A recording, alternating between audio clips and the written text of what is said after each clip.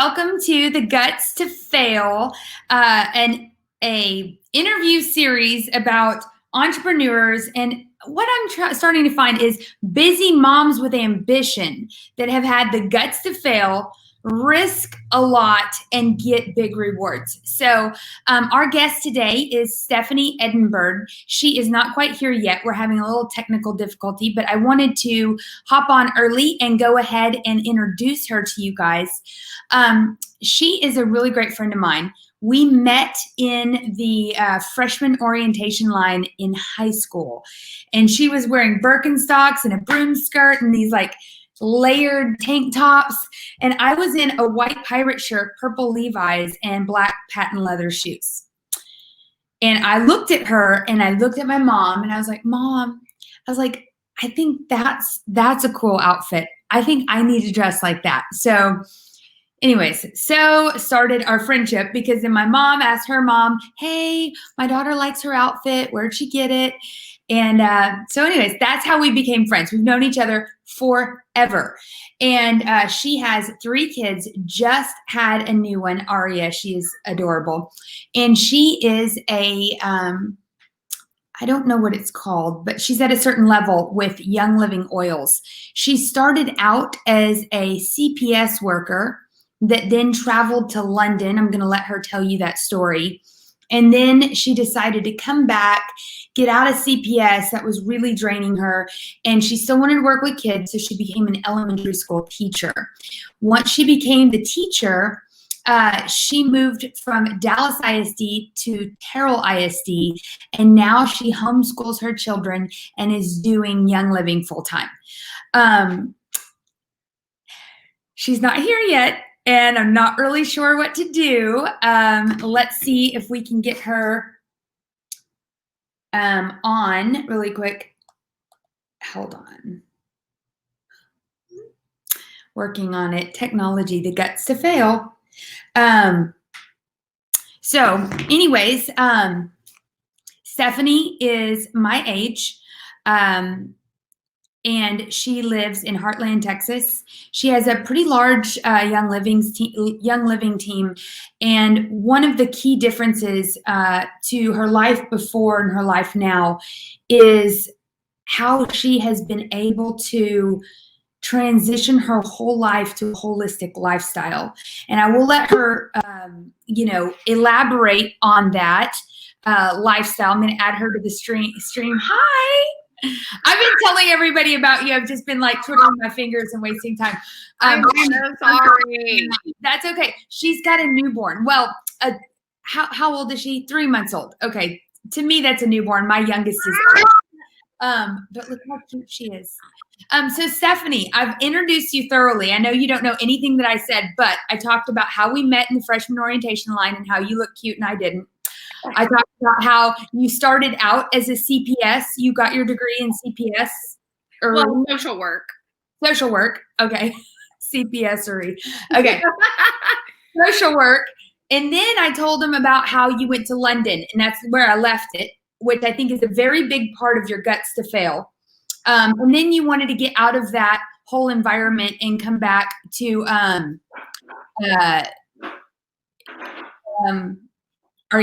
okay. I got two. She's mad.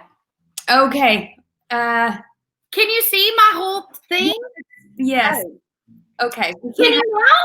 We cannot have that. No boobs on the guts to fail, please.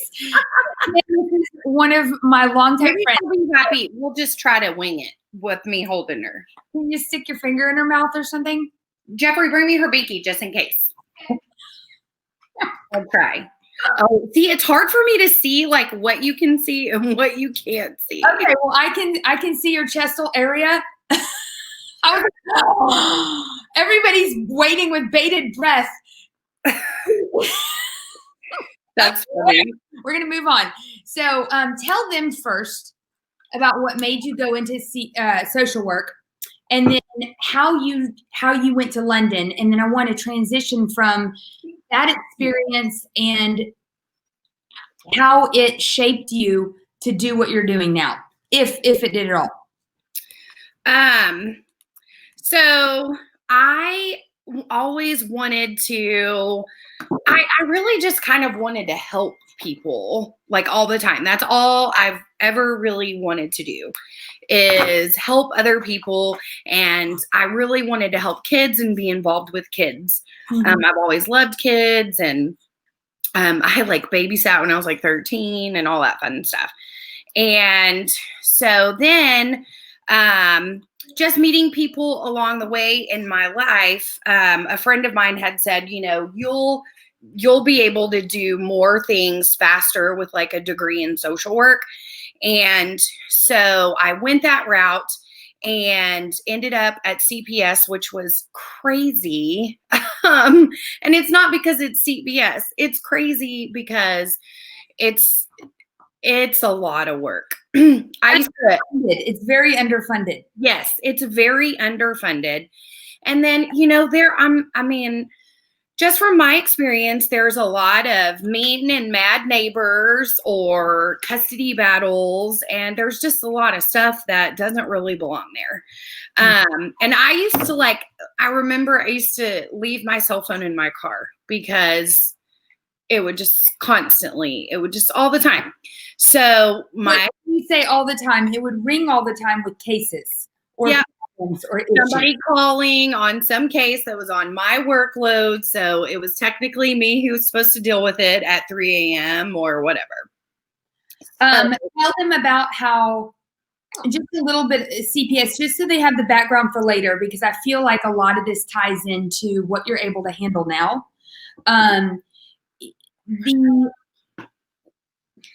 A lot of what CPS is a reactive situation. You're reacting to something bad, reacting to, you know, malnutrition or whatever. And I think that instead of being reactive and seeing how parents weren't raising their kids right or being upstanding humans or being healthy, whether they're mentally healthy or eating right or taking care of their body, alcoholism, all of those things, you now went like 1,000% in with what you're doing with a healthy lifestyle and being preventative instead of reactive.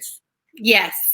Yes. Do you think that your experience in CPS and seeing how kids really needed their parents has a lot to do with why you stay home with yours? Yes, absolutely. You know, you never really, I guess, you know, I'm really lucky that I didn't have my kids like super early, and I had a lot of life experiences that kind of, and I honestly didn't ever think I would want to stay home with my kids. Yeah. Sure.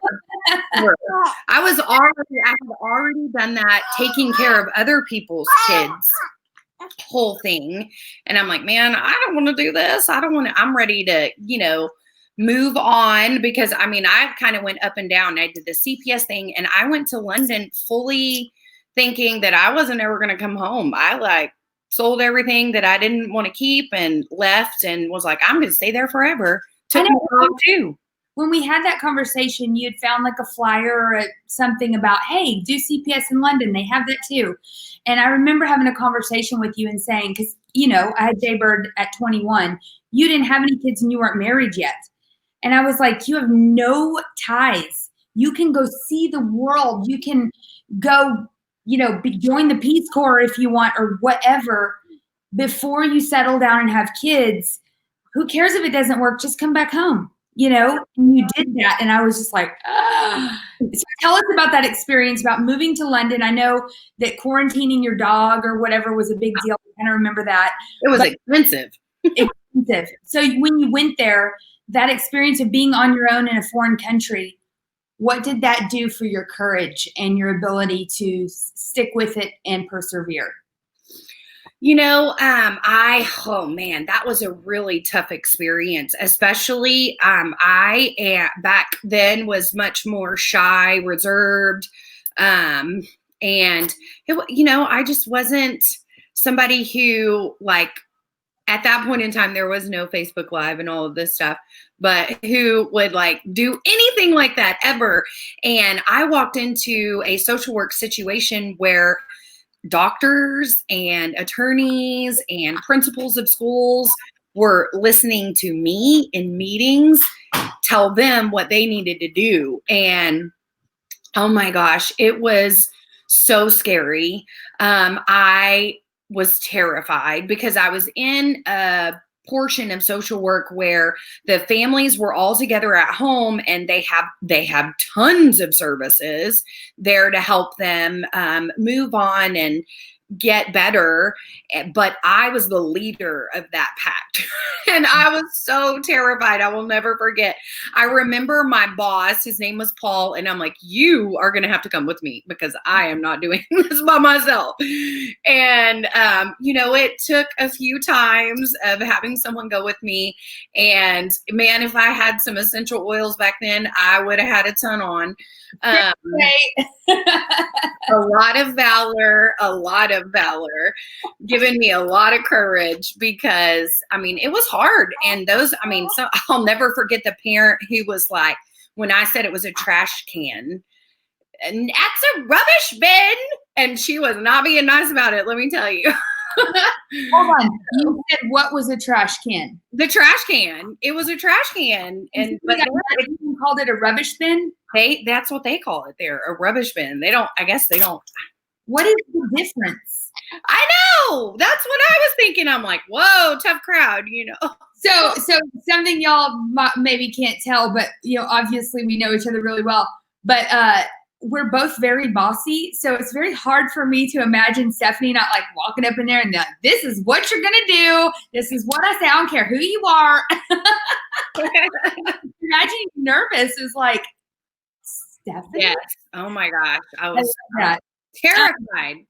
terrified. And then you don't know anyone. I had to try and make some kind of friends, because we are a people who are meant to be social. We were created by God to be social, and I like to be social, even if it's just with a few people.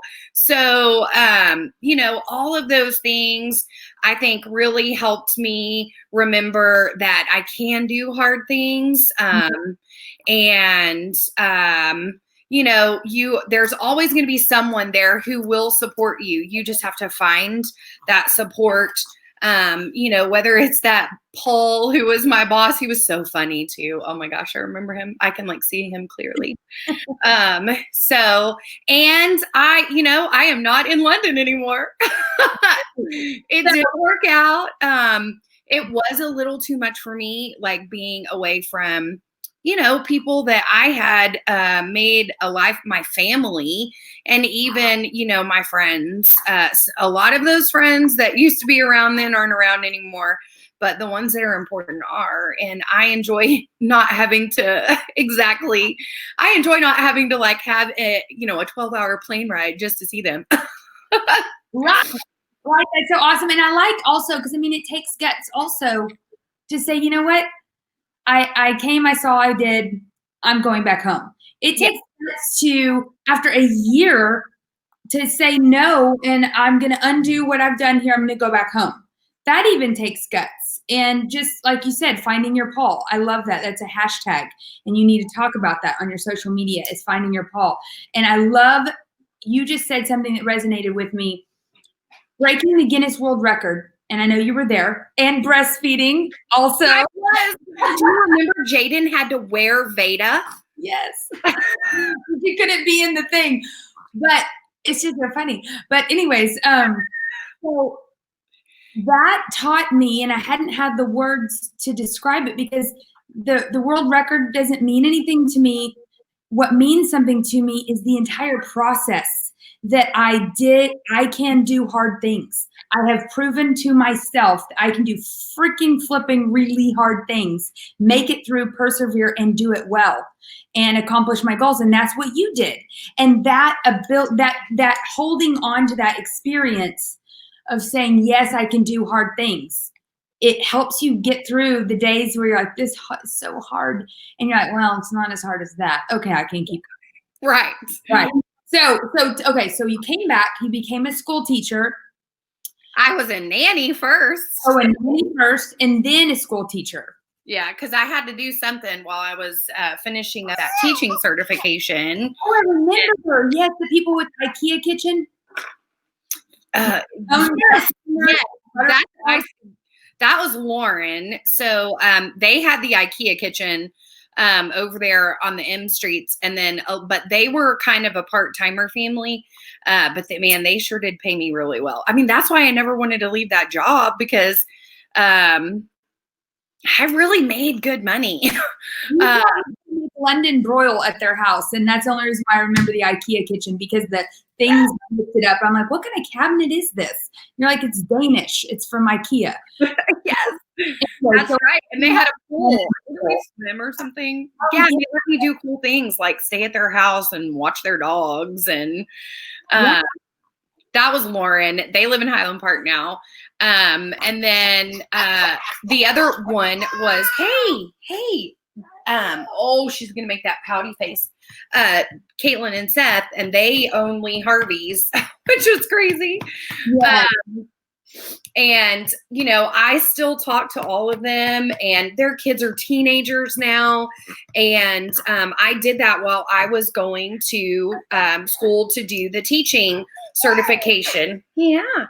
And working and going to school, so you got your teaching certification. Then once you became a teacher, you worked in other districts, Dallas and Terrell. And so you were made to do a lot with a little. Oh, yeah. And you were working with kids that had parents that weren't that involved, that sometimes would eat their only meal at school. And you pulled on your CPS. And so where I'm going with this is, you got your degree in social work, you went to London, you came home, became a teacher, you used those skills in that, and the ability to do hard things got you through the Dallas experience and the Terrell experience, and then finally said, you know what, I can make this work, I'm going to stay home. That's going to be working full time. I'm going to homeschool my kids, because you again saw the school district, you saw, that you could teach your kids better, and you started to live a healthy lifestyle. When you got into Young Living, and I want to spend the last 10 minutes specifically talking about what you do now. Tell me how you got into Young Living, and how much you've transformed from a holistic, natural lifestyle from where you were before, and why.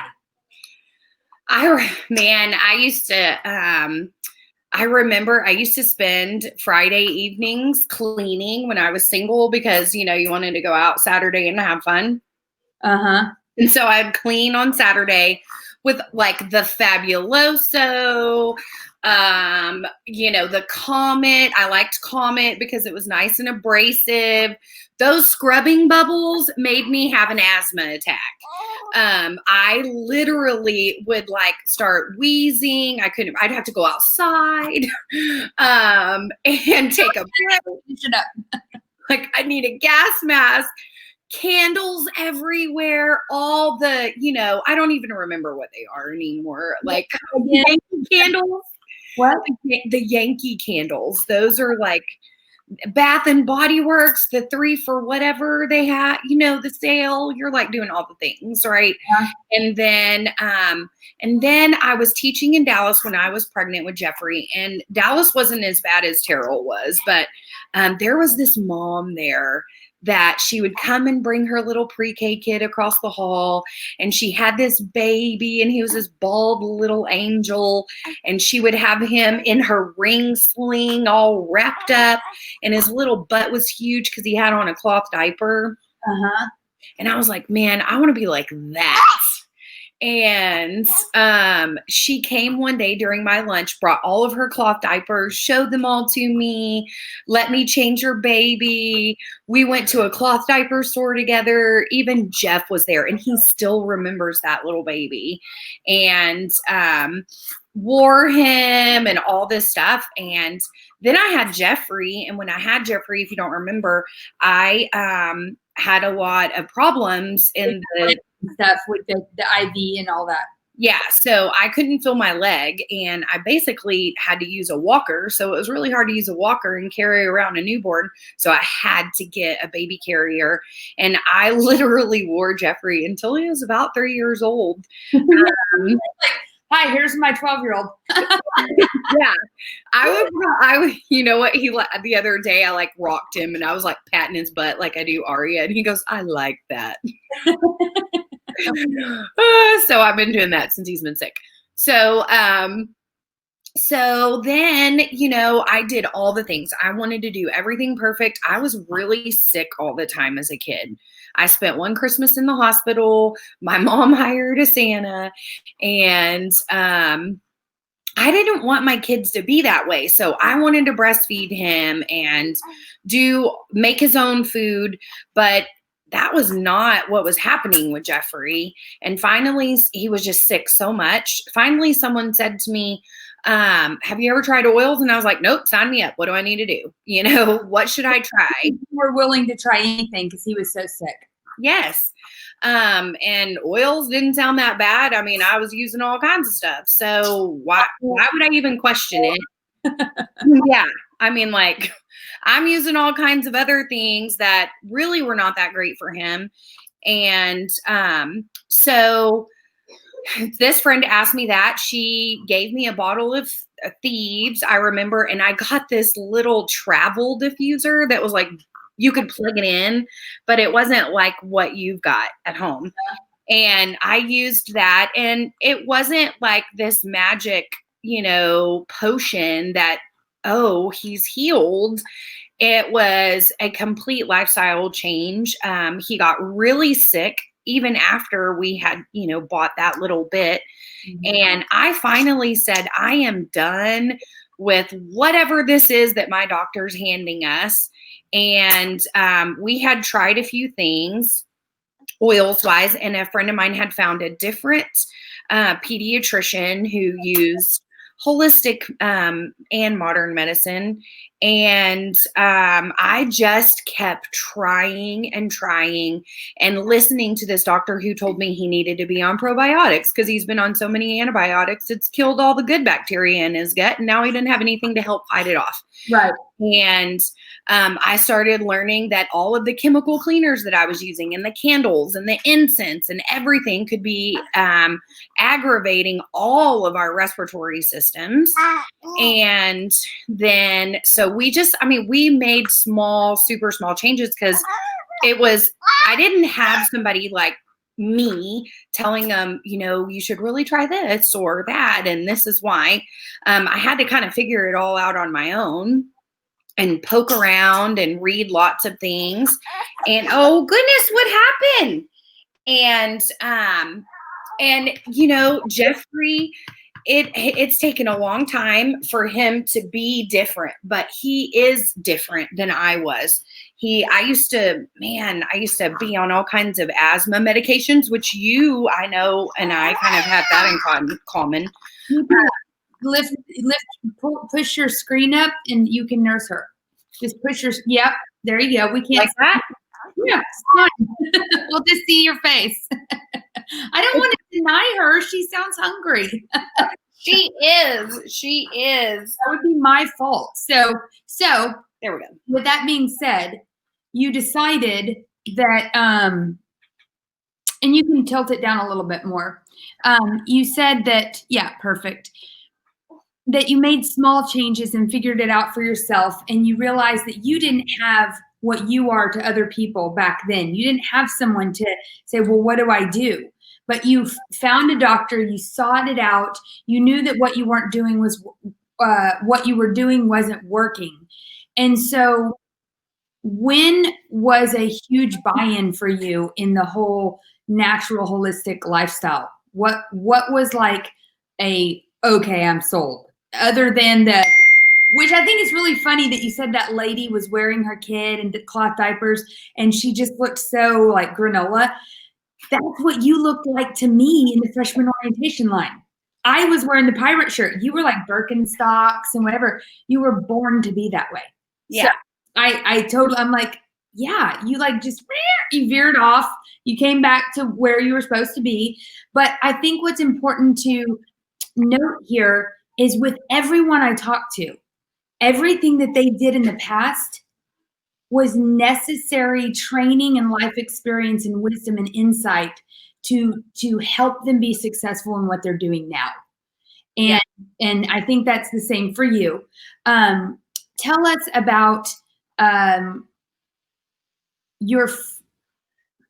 I know you have complete buy-in, so your passion just oozes out, and your ability to talk about it because you're so well read. Knowledge and passion together, I mean, makes people not be able to say no. And they're like, yeah, I want to do that too. Tell me about up-leveling in your company and how hard that has been, especially during the pandemic, and how you've stuck with it. I think the hardest part about it is that in Young Living and in any direct sales or network marketing, like, you need to be around people. And it's been hard to physically be around people, which is kind of what I strive off of. I really enjoy You thrive off of being with people, and that's where you do the best. Yes. Yes. Yes. And I have, been able to use social media, I guess, more to be a lot more social with our friends and things, not so much and more in the direct messaging department, it's just like text messaging. So, but it is difficult when people are at a time where they are unsure about so many things, to get them to see the benefit of something like Young Living that has brought me. I mean, it's just like I read that Zig Ziglar said that direct sales allows you to put your family and all of those things first. I don't get up in the morning and run to the office. I get up in the morning and make breakfast and, make sure that all of the kids are dressed and brush their teeth. And we have our little devotion, and I have to feed the baby now, which is, we're like figuring out a whole new routine. And so it's been difficult to give people the confidence that they can actually be successful at something like direct sales and network marketing. But you can be as successful as you want to be, a little or a lot. I think with anybody, the first place to start is with your family. Like, I tried to start with my mom, and my mom, girl, she went and bought oils at Whole Foods.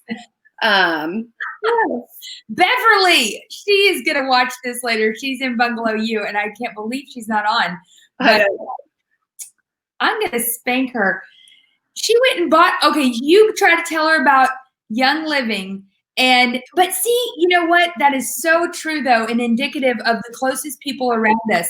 They tend to, when you say you're going to do something new, they're like, and then they do crap like that. They go buy oils and just like basically like, I don't know what that would be, but it was like a slap in the face. Yeah. I'm just going to Whole Foods, or I'm going to order these off of Amazon. I think they're the same.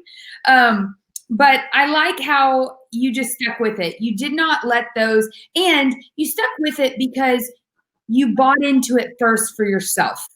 And right. I think that it's key that whatever you sell, the products you have to stand behind. And I have a girl, Sherry Steffen, that does Tupperware, and she's very high up in Tupperware. She loves Tupperware, and it makes me freaking love Tupperware. I don't even have any. I found some at a freaking thrift store. I'm like, ooh, I'm gonna get this. Oh yeah, they have some cool stuff. Their popsicle maker things are supposed to be out of this world, and they go out of stock really fast. Yes, yes. So tell us how we can interact with you after this. Tell them what's your current. This is my new question that I'm on right now. Oh, great. Your current business goal. Be very specific. Okay. So my current business goal is to do what Brooke tells me to do all the time. Believe that. In fact, it's like on my list of things to do. And on my social media. Yes. And that's going to help you reach a goal. That is a task. What is the goal that you want to achieve by having 28 days worth of scheduled posts? What do you hope to achieve by that? So one of my goals is to find and empower more moms How to. Okay. How many? I want 4 moms. 4 Moms, women, even men, anybody who, want to change their circumstance. And maybe it's just to pay some extra bills, because that's the way it started out for me. I just started paying off bills, and then I started to see that, we could, that I could stay at home, and that it came at the right time. Having another baby, that was baby number 2. And let me ask you this question. That's important, especially for direct sales. You ask and you keep asking, because it might not be the right time right now, but 2 months from now, somebody might be sick in their family and like, you know what? Yes, I want to try that. So that's important that you said, I'm sorry, I forgot what you said now, but something about the right time. And oh gosh, sorry. That should be me with my boob out. Yeah, no, don't do that. Okay, so find 4 more moms that are willing to change, that want to change their circumstance, and not only their circumstance, but their children's circumstance, like you did for Jeffrey. Yes, right? Yes. And, it doesn't have to be anything big. And in anything that you do, I read this morning. It says, trust God's timing. You haven't been forgotten. You're simply marinating. And, that was from one of our sermons at church. And I can't believe I didn't write the date down, but I didn't. And, I feel like I'm kind of in that phase right now. Like, we're marinating right now. We're marinating with this Aria, and all of our goals and things like that, and trying to just keep on trucking and not give up, Yeah. Because it's God's timing, and it's coming. Yes. And as Steve Harvey says, if you ask for blessings, you have to give God something to work with. And the fact that you're keeping on and you're trucking along, and you've got a new baby to feed and a new mouth and a new routine, but you're like, you know what, I'm just going to keep going, because you're giving God something to work with. And I love that you want 4 new moms on your team to not only use the oils, but also use it as a way to make extra money. And I want to ask you, do you want those 4 by Thanksgiving? Is that a good date? Yes. Okay, by Thanksgiving. Okay, I'm going to say a prayer that's going to happen for you. And hopefully, out of the 590 people in Bungalow U looking for some way to help their kids get healthy in their family, there is no one better than Steffi right here. Steffanie Edinbyrd, my great friend since childhood. I can't even believe it. I know. I haven't done anything that long. I mean, now we have, because we're in our lives. We're older. Like, we're midlife. We're supposed to be having crises right now. But I'm having babies. You're having babies. Yes. Headaches, and you're having babies. So anyways, I love you, and I'm so glad you were here and we were able to make it work. I will. Thank you. See you later. Call me later. Okay. And I'll put all your information and your links in this post as soon as it posts, and you'll get Eka will download this to YouTube and send you the link so you can share it. Awesome. Thank you so much, Brooke. I love you. Say bye, Brooke. Bye. Bye.